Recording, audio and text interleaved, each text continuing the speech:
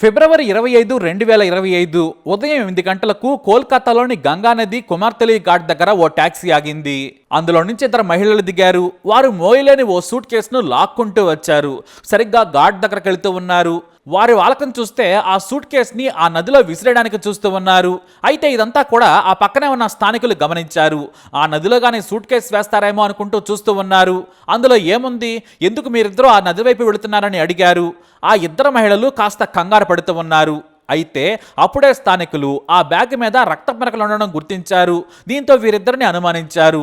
మీరిద్దరు ఎవరు, ఇక్కడికి ఎందుకు వచ్చారు అని అడుగుతూ ఉండగానే పారిపోయే ప్రయత్నం చేశారు ఆ మహిళలు. కానీ స్థానికులు అప్పటికే అడ్డుకున్నారు. అందులో ఏముంది, దుర్వాసన వస్తోంది, నదిలో వేస్తే నీళ్లు పాడవుతాయి కదా అన్నారు. అప్పుడే 51 ఏళ్ల ఆర్తి ఘోష్ అనే మహిళ భయపడుతూనే అందరినీ దబాయించింది.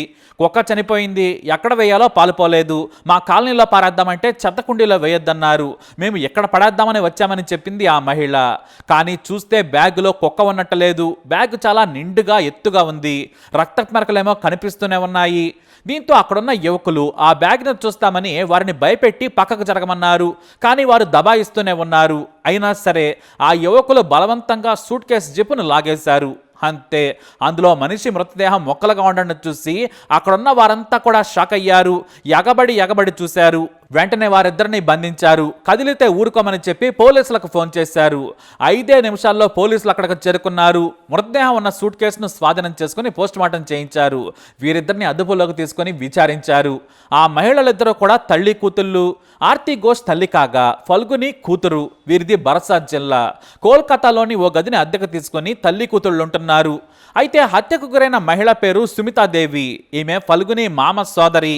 ఈ ఫల్గుని తన భర్తతో విడిపోయి తల్లితో కలిసి ఉంటుంది. కానీ తన మేనల్లుడి దగ్గరకు ఫల్గుని తీసుకురావాలనుకుంది. అంతేకాదు ఆసుపత్రిలో కూడా చూపించుకుందామని వచ్చింది. ఫిబ్రవరి 11న సుమితాదేవి తన మేనల్లుడి భార్య అయిన ఫల్గుని దగ్గరకు వచ్చింది. వారితో పాటే ఉంటుంది.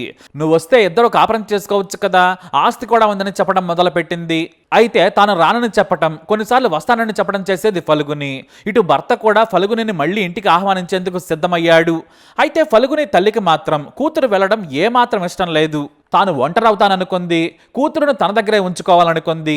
దీంతో ఫిబ్రవరి 24న సాయంత్రం 4 గంటలకు ఇదే విషయంపై సుమిత మరోసారి ఫల్గునిని నిలదీసింది.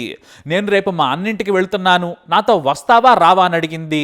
ఈ క్రమంలోనే మాట పెరిగాయి. దీంతో సుమితాదేవి కాస్త నోరు జారి బూతులు తిట్టింది. ఆ మాటలకి కోపం మీద సుమితను గట్టిగా గోడకేసి బాధింది. అంతేకాదు సుమిత కూడా పెనుగులాటంతో మరింత కోపంతో మొహం మీద గోడకేసి బాధింది ఫల్గుని. కొట్టమని వెనుక నుంచి కూతురుని ఎంకరేజ్ చేసింది తల్లి. దీంతో పదే సుమితాదేవిని గోడకి బాధడంతో పాపం అక్కడికక్కడే చనిపోయింది. అయితే చంపేశారు, కానీ మృతదేహాన్ని ఏం చేయాలో అర్థం కాలేదు. దీంతో సూట్ కేసులో మృతదేహాన్ని కుక్కే ప్రయత్నం చేశారు. కానీ మనిషి భారీ కాయస్త్రాలు కావడంతో వీలు కాలేదు. దీంతో మృతదేహాన్ని మొక్కలు చేశారు. గదిలోనే మృతదేహాన్ని మొక్కలు చేసి సూట్ కేసులో కుక్కారు. అయితే రక్తం తాలూకు దుర్వాసన గది మొత్తం నిండిపోయి ఉంది. దీంతో నదిలో విసిరేయాలనుకున్నారు. తమ ఇంటి నుంచి రిక్షాలో బయలుదేరారు. 130 రూపాయలు ఇచ్చి సెంట్రల్ స్టేషన్ ప్రాంతానికి చేరుకున్నారు. అక్కడ ఓ ట్యాక్సీని 500 రూపాయలకు మాట్లాడుకొని ఉదయాన్నే ఘాట్ దగ్గర దిగారు. కానీ స్థానికులు అప్పటికే అక్కడ ఎక్కువ మంది ఉన్నారు. వీరిద్దరిని అనుమానించి సూట్ కేసును బలవంతంగా ఓపెన్ చేయడంతో ఈ హత్య కేసు కాస్త బయటపడింది. సుమితాదేవి బంధువులకు సమాచారం ఇచ్చిన పోలీసులు మృతదేహాన్ని అప్పగించారు. నార్త్ పోర్ట్ పోలీసులు కేసు నమోదు చేసి తల్లి కూతుళ్లను జైలుకు పంపారు. అనుకోకుండా క్షణికావేశంలో హత్య చేసేశారు. దాన్ని దాచే ప్రయత్నం చేశారు. మృతదేహాన్ని మొక్కలు చేయకున్నా కూడా ఈ హత్య కేసు బయటపడేది. కానీ ఇప్పుడు నేరం మీద నేరం చేసి జైల్లో చెప్పకూడుతుంటున్నారు. మరి వీరిద్దరిని ఏం చేయాలి? మీ అభిప్రాయాన్ని కమెంట్ ద్వారా తెలియజేయండి. ఈ వీడియో అప్డేట్స్ కోసం మా ఛానల్ ఫాలో అవ్వండి. అలాగే తప్పకుండా సబ్స్క్రైబ్ చేసుకోండి.